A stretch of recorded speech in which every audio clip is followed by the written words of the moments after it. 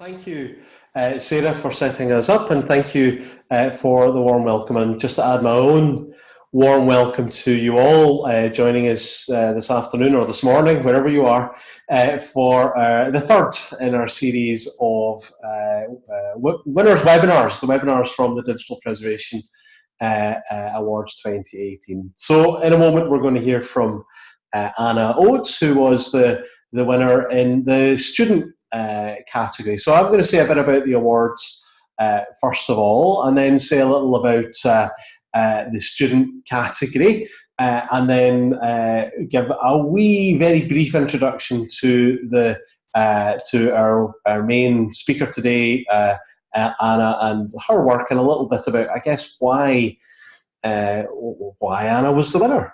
So first of all, you know, the Digital Preservation Awards, every 2 years we get together to try and mark out those really great pieces of work which add so much to the digital preservation community around the world, to encourage that work. It's part of our advocacy programme. It's kind of framed as a competition, I suppose, but in reality it's a celebration. We look for the very best work, and we try and make sure that everyone who participates comes away with something really memorable and useful in their work. For I think 4 years or 6 years now, 3 times we have awarded a special prize, a special award for the most distinguished student work in digital preservation. Some of you will remember back in 2014, Alistair Batchell, actually here from Glasgow University, looking at game preservation in his master's dissertation. And then in 2016, Dr. Antia Celes, with her work on the OAIS standards for trusted repositories, and their application outside of kind of the standard Western institution, looking at their impact in East Africa and institutions there. So this is the presentation that's following here comes from an impressive stable. Only the third time we've given the award for a piece of student work, and in every case that work has been really remarkable and outstanding, and it reflects on the institutions appropriately. I remember Jerome McDonough, in fact, who I recall was involved in this work to some extent, Anna, that you're going to be talking to us about. But Jerome's been a friend to the DPC for many years at the University of Illinois, Urbana-Champaign, a finalist, in fact, in 2010 with his own work around preserving virtual worlds. So it's been a long-standing, the institutional contribution to digital preservation is long-standing and well recognised. The finalists this year, I should say what the criteria are for the student award, to put it in context, really. So the student award is awarded to the most distinguished student work in digital preservation. Impressive work by any student that lowers the barrier to digital preservation, and the piece of work which has, in the eyes of the judges, produced an essay, coursework, project report, dissertation, and so forth, that will have the greatest contribution to ensuring our digital legacy. And there's a bunch of criteria in there about the clarity of purpose, the effectiveness of the methodology, the nature of innovative application of digital preservation tools and principles, and so on and so forth. We never announce how many applications we receive in the first round, because that's a little invidious. It invites comparison, but suffice to say that this year in every category we had more nominations than we would have expected. We had in every category more nominations than previous years, and this year we had a very impressive list of a finalist shortlist in the student category, with Lorraine Murray, also from the University of Glasgow, also Philippa Turner at the University of Liverpool, an essay on wearables, and of course our ultimate winner, now, Anna. Oh, it's kind of striking to me that Anna, in her piece of work, in her essay, is assessing the use of PDF, use of PDF-A in particular, set of contexts. It's striking for two reasons, because in fact there were two other nominations that made it to the final, explicitly around PDFs. So Lorraine Murray already mentioned her work was on the use of PDFs to maintain digital preservation functions and archives within a local government setting. Also on the shortlist for the research category was the Vera PDF set of tools. So there's a really interesting set of research and development work happening just now around the PDF standard, around the PDF-A standard in particular. And it's that particular area of work and impact that work can have is, I think, what really made Anna, made your dissertation stand out in relation to the others and in relation to its timeliness. It occurs to me that you talk in the dissertation around validation. You talk around the issues of, for example, deploying Vera PDF against a set of, controlled samples, seeing what the outcome is, but also wondering out loud, what are the implications of conformance or non-conformance? It's not simply a question of validation. What do you do with the information that comes out of the validator seems to me to be an important, in fact, urgent question. Having spent a lot of time over the years developing validation tools, we now have to ask ourselves, what do we do with the information that we get back from those validators? Anyway, that was something of our ramble by way of introduction. We have ahead of us, I guess, the next 40 minutes or so, time for some presentation from Anna to reflect, to review that work, and then time for conversation and question and clarification as we go. So without much further ado, Anna, if you're ready, I will switch my video off. I shall put myself on mute and hand over to your good self, Anna. All right, can everyone hear me? Loud and clear. Brilliant. Thank you, William, and thank you, Sarah, for your introductions. Particularly, thank you, William, for expressing the importance of PDF and PDF-A and validation, because obviously that's important to me, but it's reassuring to hear it confirmed by the community. So thank you both, and thank you all far and away for joining this afternoon, or rather morning for me and most of the folks in the Western Hemisphere. As William already introduced, I'll be discussing my student research on the PDF-A file format. I'll provide more detail a little later, but I'd like to go ahead and state that the immutable, persistent, never retractable title of my master's thesis, also the title of this slide, is misleading. Indeed, PDF-A, indeed case study, indeed theses, and institutional repositories are central to the entire document. But really, this was a case study of theses from many sources, albeit primarily from the Oxford University Research Archive. So here's a brief overview of the layout of our session, which looks a lot like a research project now, doesn't it? You might be thinking, why would a master's candidate write their optional thesis on a file format? Well, it all began in the summer of 2017 with OIDLAPIP, or the Oxford, Illinois Digital Library Placement Program. OIDLAPIP was an incredible opportunity in one of the most prodigious research environments. Oxford, right?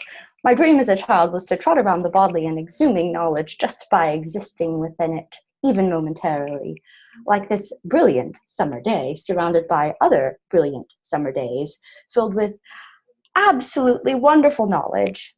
It was quite lovely, and while there was certainly work, a lot of work, hours spent staring at a screen and smashing the keyboard, the following 8 months were a little more grueling because I was balancing a few more tasks.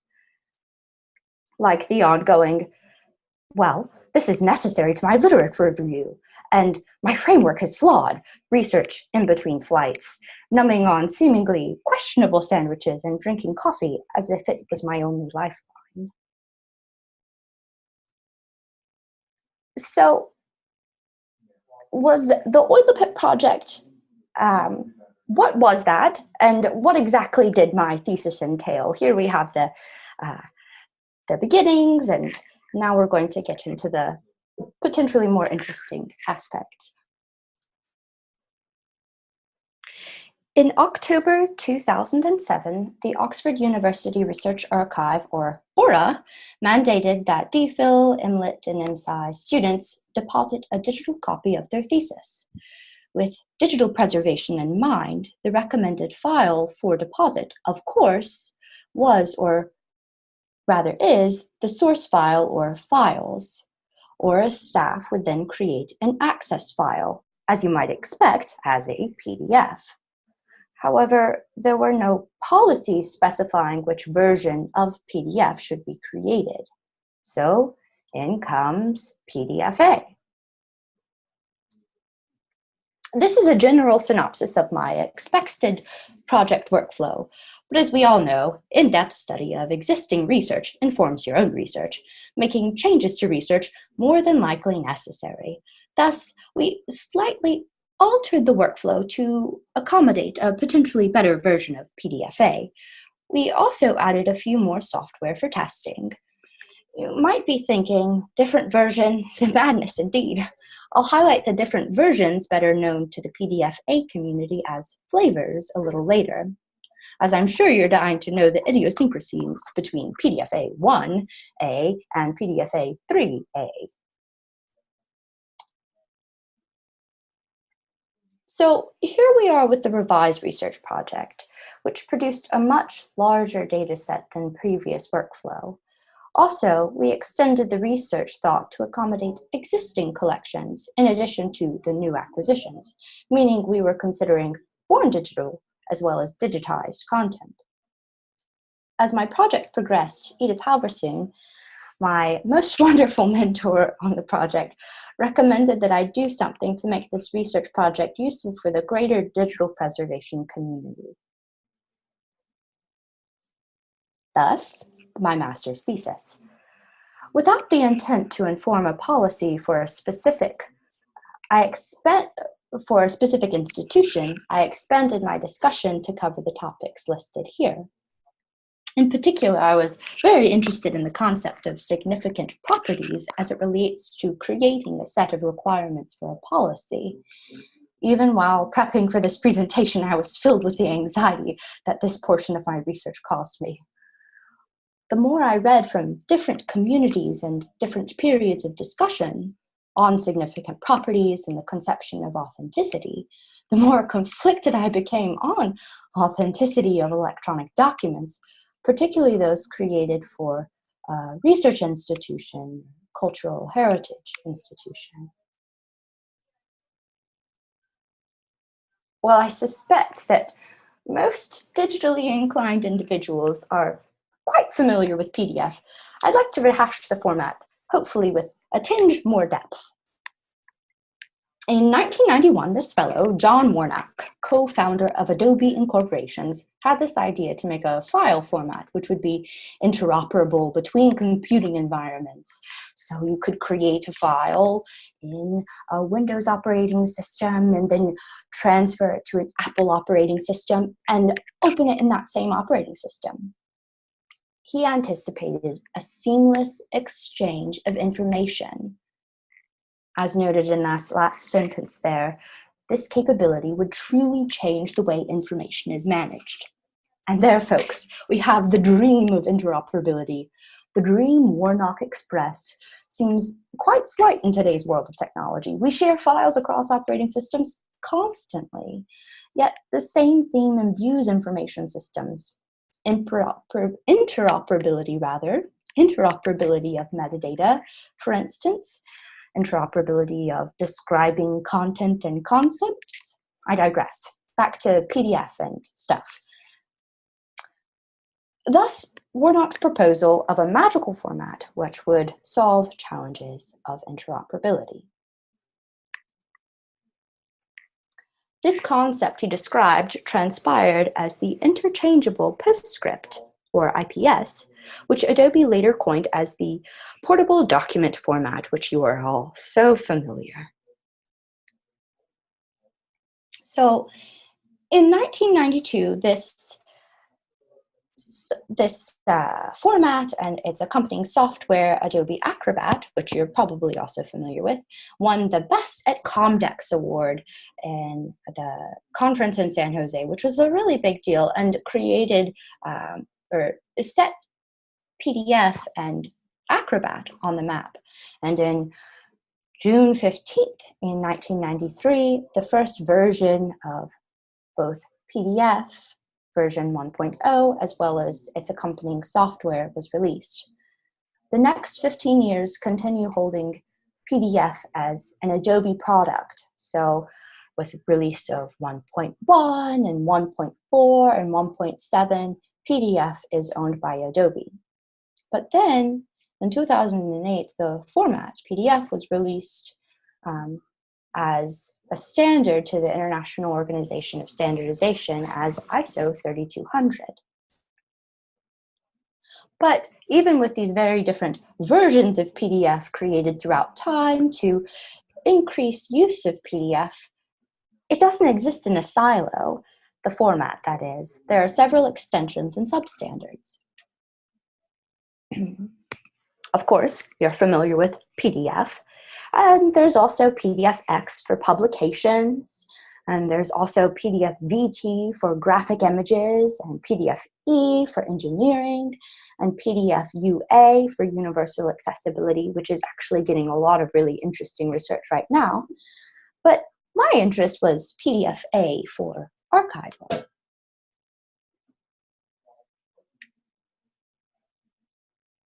So, as already mentioned, PDF-A is a variation of PDF, and it's regulated by the International Organization of Standardization as ISO 19005. The standard is for electronic document file format for long-term preservation. So it's a variation of PDF, but what else is the difference? Right, the name, obviously.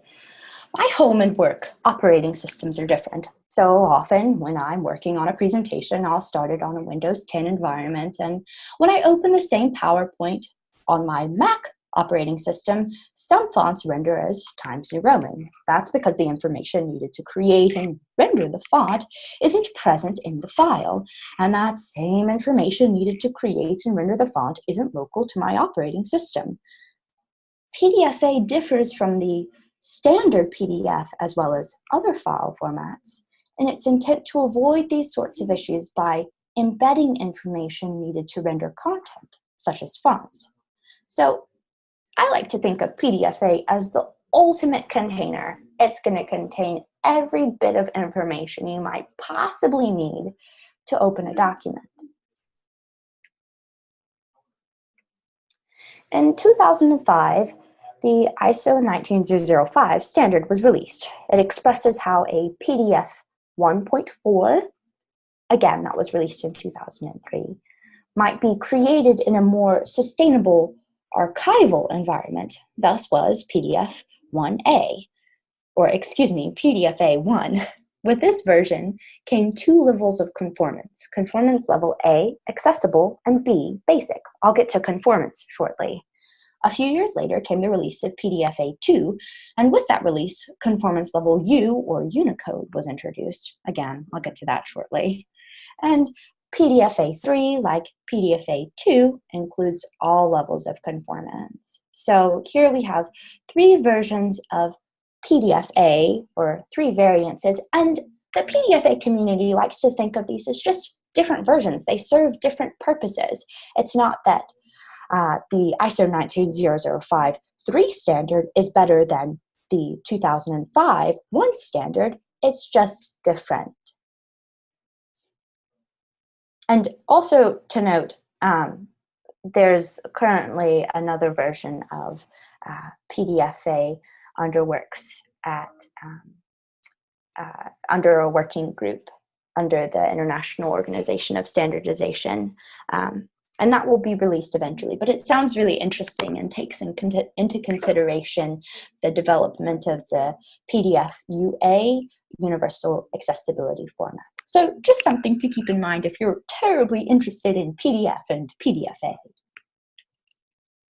So I use that nice little term, conformance level, or a way to think of this is a level of compliance to the ISO standard. So conformance level A fulfills all of the requirements by ISO 19005, notably the information about the file's structure, so how the content is structured and encoded. And level B just captures information about how the file appears visually. So if you have a digitized document, it's prioritizing, well, if you have a digitized document with embedded OCR, it's prioritizing the value of the image rather than the OCR. And almost the same as B, there's level U, which is not as strict as level A, but it also requires Unicode mapping of the fonts. So you have the visual information and embedded fonts that map to Unicode.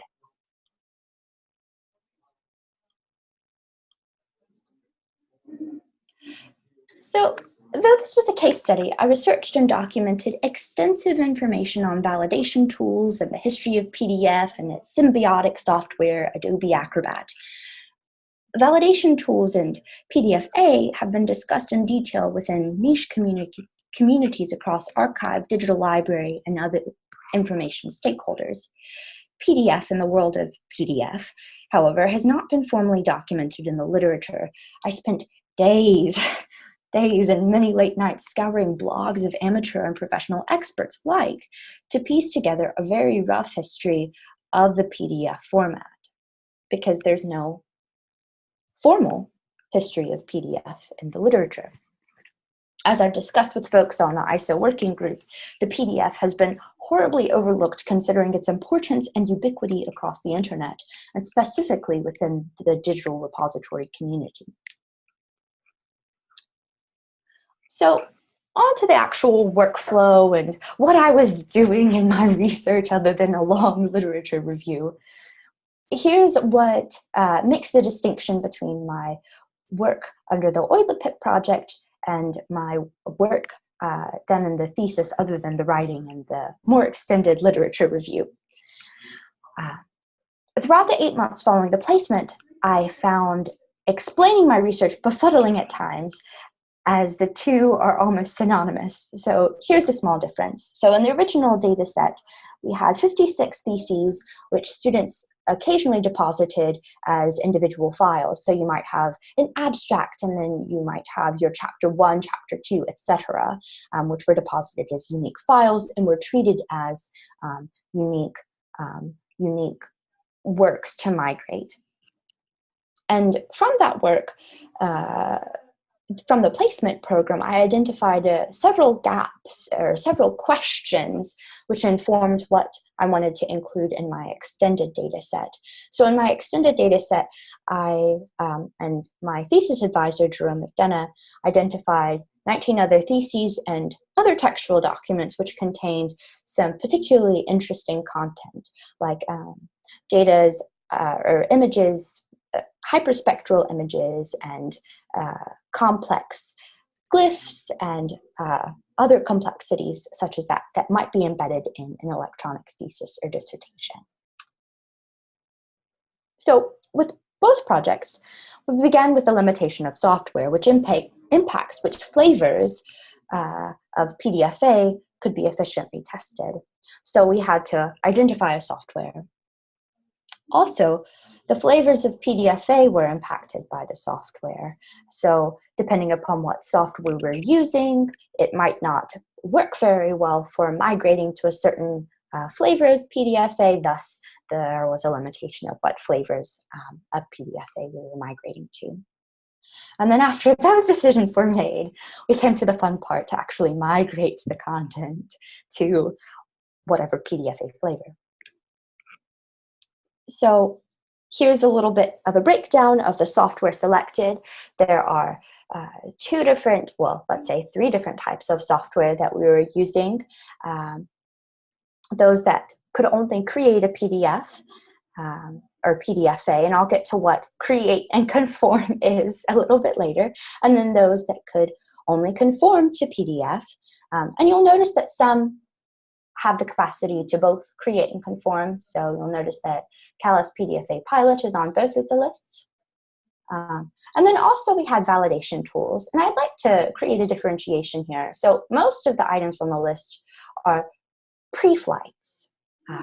Those are tools embedded in a software that check for validation or validate the file. But these are built into the software. A software whose priority isn't just to validate. The priority is to also view and create and possibly edit PDFs. But there's this other software, Vera PDF, which, as William mentioned, was one of the finalists in the Digital Preservation Awards. And this software is really fascinating because it is kind of like Jove, or Jhove, however you want to say it, and Media Info and other software are specifically for validation of something, so in this case, of PDF. And just to note, in my original data set, I was using a different version of Vera PDF than my extended data set, and I was not able to identify any differences in the validation output between those between the validation. And so here are the different flavors I used of PDFA. So you'll notice on the left-hand side of this slide, I have born digital, or flavors I used for born digital files, and on the right-hand side, I have flavors I used for digitized. So when I was talking about the different flavors of PDFA with the accessible and the basic and the Unicode, that really impacts whether or not a file can validate. For example, if you have a digitized file, one of the requirements of PDFA 1A and 2A and 3A is that the PDF is tagged. And often with digitized files, you're not going to be able to have a tag to PDF. So that's how we're able to make the distinction. So this is the general workflow that was developed during the placement, and very slight changes to details in the workflow were added to the extended data set, including the different version of Vera PDF. So as you can see, there are 4 primary stages, and I'll discuss stages 2 and 3 in a bit more detail. So if you can see that, that's a general overview of the workflow. I did some the recording of the source file metadata, including recording the file size, the file format, the format version, and then I created or conformed as PDFA. Again, I promise I'm going to get to create and conform. And then I checked the conformance with the pre-flight, if a pre-flight was available in the software I created or conformed. And then I validated in Vera PDF. And then I went back to the beginning step and recorded all of that migrated metadata, including file size and the version, of course, the destination flavor of PDF I was migrating to. So I tell you about create and conform. It's really quite simple.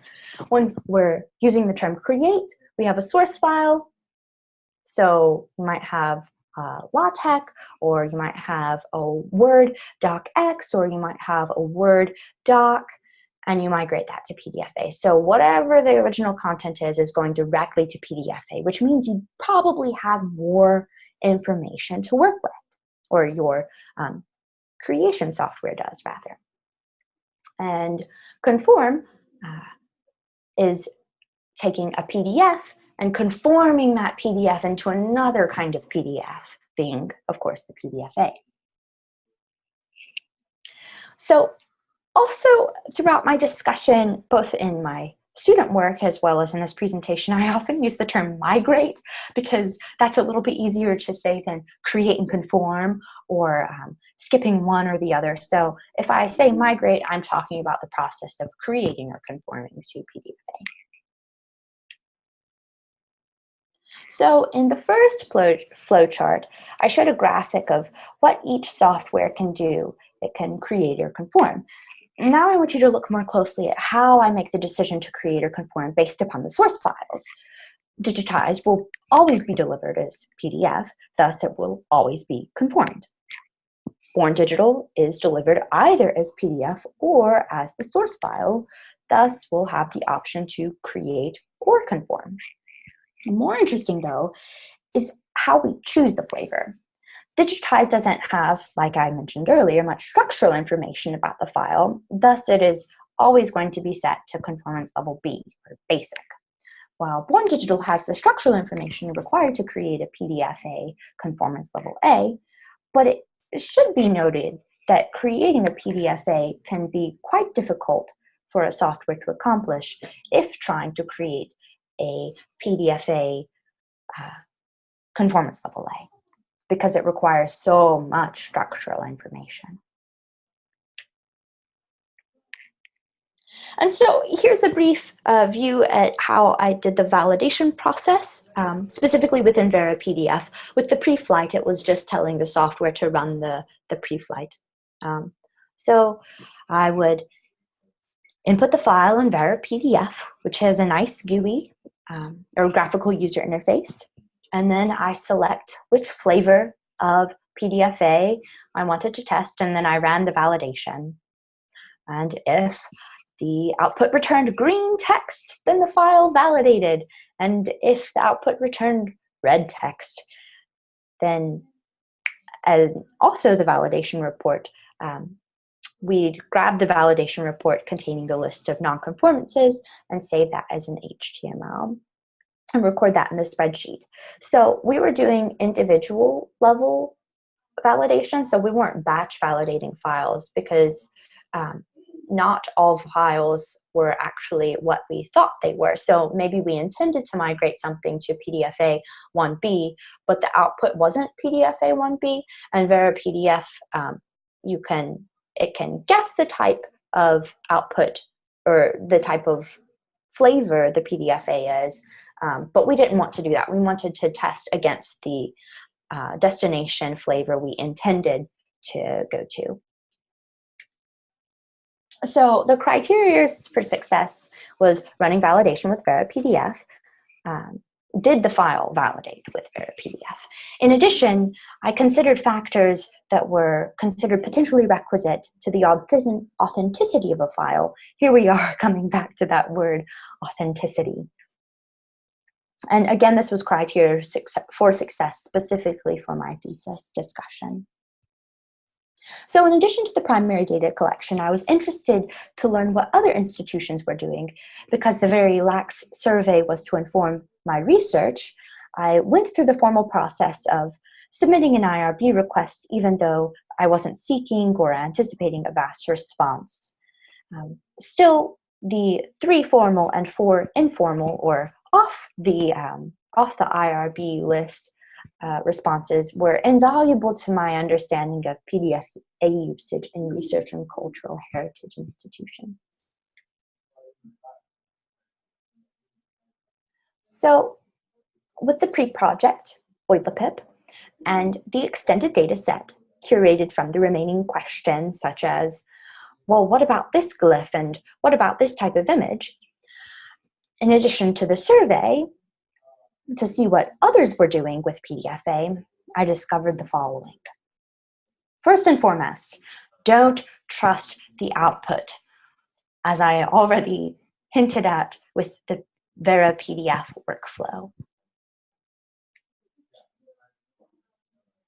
Here we had a digitized PDF source file, which would have been created from an image of a physical document.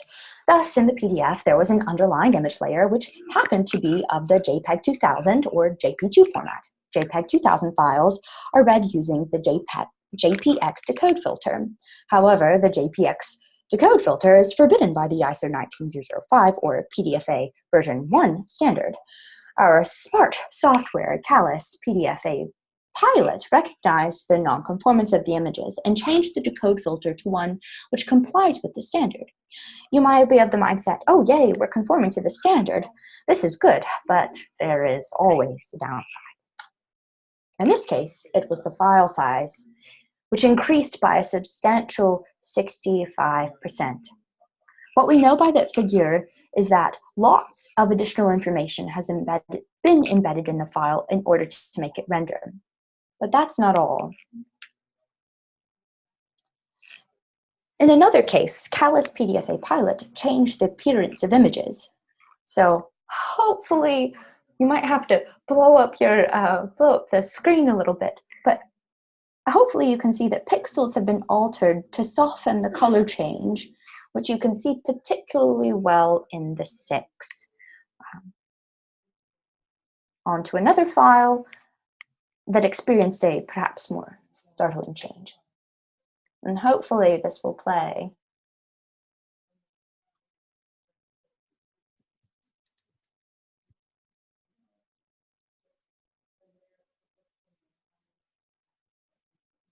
So on the left, we have the PDF source file, and on the right, we have a PDFA version 2 conformance level A, conformed using, again, Callus PDFA Pilot. And let's see what happened in the file process. Quite mangled now. Again, hopefully you can blow up your screen and see that the right, we have a very pixelated image capture of the text. But we can't put all the blame on Callus PDFA Pilot. It's not the only software used in the workflow that imposed changes to files. On from text to images. On the top, we have a capture of a hyperspectral image, which was embedded in a source file. Hyperspectral images, which aren't allowed by PDFA, are quite clever little software, knew what to do with it. So these quite clever little softwares do us the favor of fixing things. In this case, Adobe Acrobat DC removed the interpolate key truth logic, which was then distorting the image. When migrating to PDFA2A, all other software instituted the same transformation. So it wasn't just Adobe Acrobat DC that was taking away the interpolate key. So those were fun little technical findings. But from my small research, or my small survey of cultural heritage and research institutions, in addition to just general research of finding public policies, public file format policies, I found that folks, of course, use PDFA. However, they don't always know the difference between flavors of PDFA, meaning they aren't always making decisions with the maximal informedness. The general consensus is to default to PDFA1B. If you're familiar with the file format specifications published by the Library of Congress, you're quite aware that this is what they recommend.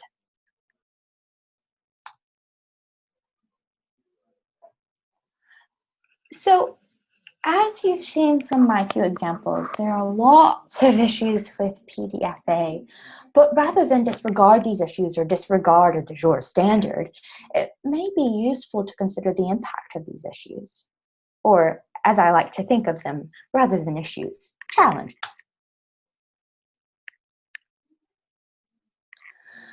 One particular challenge to PDFA is the success of the source format. So depending upon you're migrating from PDF, if you're migrating from a Microsoft Word doc or a Microsoft Word docx, they're going to have different success rates. And the one with the highest success rate was the standard Microsoft doc instead of the docx. Another challenge is that not all objects are accepted for embedding into different flavors of PDFA. So 3D vector graphics and fonts, certain fonts and images and audio and video and things like that aren't always going to be allowed for embedding. And sometimes the migrating software is going to try to change these, as we've already noted with the fonts and the images. But something you can do to identify whether or not a file is going to be valid as a PDFA is just to run the pre-flights, or just to run the standard PDF through the Vera PDF validator and see what sort of nonconformances you might have in your file. And another challenge is accessibility. So you might have a Born Digital file, but the Born Digital file has some glyphs, some fonts that aren't going to validate with Vera PDF, aren't going to validate against the ISO standard. And so a lot of these software are going to ignore the glyphs, and then those glyphs aren't being tagged. So you have all this wonderful tagging of content, and then you have certain sections of text that are skipped, particularly in documents in linguistics that have non-Latin fonts, and also mathematical formulas. So some of the impacts at the institutional level.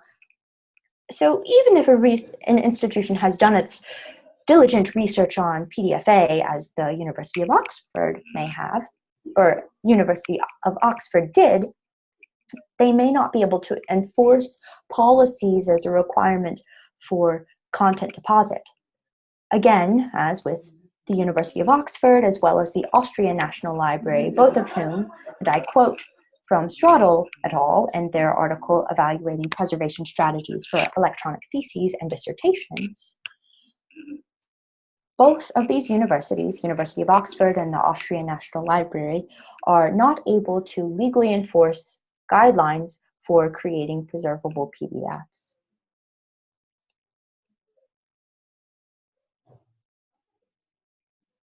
But at the same time, the literature recommends that electronic theses and dissertations are a unique university work, making authenticity of the work, or the record, of the utmost priority, because it's the one and only. We want to maintain how it originally existed. So we don't want our software to create new image types and embed those new image types, because that's not what the author created.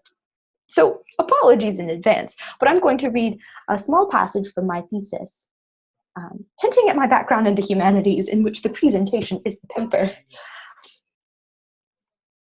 These theses that are unique pieces of work created under the aegis of a university or college as a fundamental element, proving the success of a student's academic and research endeavors. Going back to the third point I've made, that they are truly definitive electronic theses and dissertations, that is, of student scholarship. So, on to some more useful information, hopefully. And you can see my thesis, if you like, for the figures supporting these recommendations I have here. So of each of the destination flavors, PDFA2B had the highest success rate of about 81%, or 80%. However, the test set was limited to migrating electronic theses and dissertations, so I don't think it's fair to extrapolate that number to all types of electronic documents. Further research may be beneficial to support this recommendation, but the technical documentation, as well as the errors that did occur in migration, support recommendations from Jan Hahn of University of Arizona. He recommends PDFA3B for digitization workflows due to the common use of JPEG 2000 as a designation format. Take the National Digital Newspaper Program, for example. Participating institutions are contributing 100,000 JP2s with every grant. JP2s are a format used in the cultural heritage community and are increasingly becoming accepted as a potential preservation format due to the pressure tip size imposes on mass digitization projects. But in general, if you're migrating content, you really just need to understand the scope and the risk factors of your content There's not a be-all, end-all of PDFA, or for PDFA rather. So on to these very key takeaways. PDFA is not the preservation file format. As found in the driest portion of my discussion, but that which I found most interesting, epistemologically, PDFA cannot be a preservation solution because it is a mere tool, a single action in the ongoing process of preservation. PDFA is a tool. Creation of PDFA is an action. Digital preservation is a series of ongoing actions. In essence, PDFA is not and cannot be a silver bullet as the title of the specification suggests. It is a single solution, a single flawed solution to the preservation of electronic documents. Cultural heritage institutions beholden to the form of content, and without diving off to the deep end into my literary theory, dare I say, authorial intent, should be conscientious of how they preserve content and how they manage preservation priorities. As you can see, I've not written this down because this is really just my vehement opinion. So, with other priorities beholden to my own institution, where I work now, I've not continued research on electronic theses and dissertations as related to ISO 19205. I've spent so much time reading technical documentation that I feel required to engage more actively in the PDF conversations and development of the format. For my research, however, I'm most interested in policy and practical uses. At the moment, I'm really on a hiatus, again, going back to priorities of my institution. That said, if you have a research project on PDF, I'm very interested and will probably read about it just because I like to keep up with PDFA and PDF and everything PDF related. So Sarah and others who were present or tuned into the Digital Preservation Awards may remember my thanks as among the most memorable because they went on and on and on. Really though, I could not have completed or even begun this project without the support of many individuals. So before I open for questions, I'd like to extend thanks to everyone that contributed to my project to some extent. And here, rather than I've given you the time to read off the list rather than blabbing it off. So thank you all for listening. I'd like to open it for a few questions and comments. Thank you very much, Anna, for your presentation. There's so much in there to get our heads around. I wonder if I could just start with a really quick question, which is, I'm lucky to have read your thesis, read your dissertation, because it was supplied as part of the awards process, but I'm sort of assuming that there's some way to get it either directly from maybe your own website or from the University of Illinois. Is there a link somewhere that we could publish? It's already published, William. It's on the event page. Ah, brilliant. Well, there you go. You're ahead of me there. As ever. So there, maybe I'll dig that out and pop that into the chat so everyone can see it. Who'd like to go next? What questions? There must be a million questions for Anna. I'm almost tempted to ask if anyone there has any PDFs and whether you feel more or less confident now.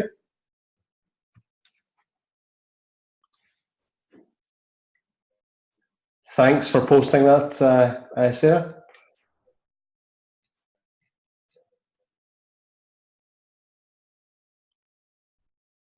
Okay, I'll start then. I was going to ask, you've used this in the context of the Oxford repository as the basis, and it's a thesis collection, thesis and dissertation collection. I'm interested to think out loud as to, is this more, is this representative of a wider community? Is this specific to the academic community? Is it, maybe your thoughts really, whether, Anna, you feel that that's something you could tackle, or anyone else online with respect to their own repositories? Well, I'll go ahead and voice in, but please someone take over. I think, so I extended the data set because I wanted more images more complex images. And so therein, I don't think Aura is fully representative even of the academic literature. But in terms of what can be embedded in documents, electronic theses and dissertations and things that go into institutional repositories may not contain as complex content, such as embedded data, which I know has been a struggle for PDFA. So I hear use cases for people trying to preserve email by generating PDFs. You just save it as a PDF, it'll be fine, because the PDF is going to last forever. And it really sets alarm bells ringing. The key seems to be to have a really clear, properly set up workflow to produce the valid PDF files before you do so. So I think the question of email preservation is, the question of email preservation and solving it with a plain old text document is a lot larger than just PDF. But in terms of the workflow, you're right. If you want to create a valid PDFA, you have to be very intentional from the creation process. So there are certain fonts you might not want to use, or there are certain changes you might not want to make in a document because it will make your document invalid. So there's certainly a challenge to the workflow, but whether or not email should be preserved as a flat document, oh goodness, I don't think so. It sounds like a terrible idea, doesn't it? Yes, it's terrible. Any more? I realise we're running close up to the hour, so maybe we've got room for one more question for Anna before we sign off. I think you're off the hook there, Anna. All right, wonderful. And I'd like to just say that I've added my contact information. If folks want to send me an email, they're more than welcome. Fantastic. That is wonderful. Maybe I could bring Sarah back in. Sarah, what's our next step? We continue this celebration, don't we? Again next week. Actually, we know we've got a break next week, but we'll be back again on the 6th of March with Alistair Goodall and Richard Osborne, who are going to talk to us about the Archiving Crossrail project. They were the winners of the Most Outstanding Digital Preservation Initiative in Commerce, Industry and the Third Sector. So there's going to be loads about construction formats, drawings, CAD, BIM, preserving all sorts of strange formats, and doing those, integrating those with legacy systems as well. So I think there's going to be loads to dig into with that one as well. So it'd be fantastic. Please do join us for that if you can. I'll publicise all the details of that in due course. But for today, if we finish, that's great. Thanks, Anna. That was really, really interesting. And thanks to everybody for joining us. I'll make sure that the recording is posted on the DPC website by the end of the week so that you can watch it again if you like, or you can share it with other people who you think might be interested. So thanks again for joining us today, and we'll see you all again next time.